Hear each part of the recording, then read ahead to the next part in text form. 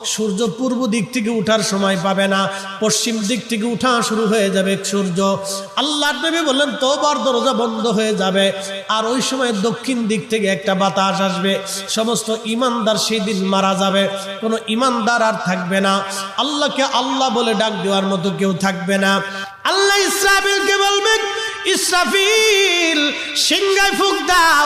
আল্লাহর এই ফেরেশতা সিংহা হাতে নিয়ে মুখের কাছে নিয়ে আল্লাহর আরশে আল্লাহর দিকে তাকায় থাকে, একটা সেকেন্ডের জন্য এদিক আর ওদিক করে না।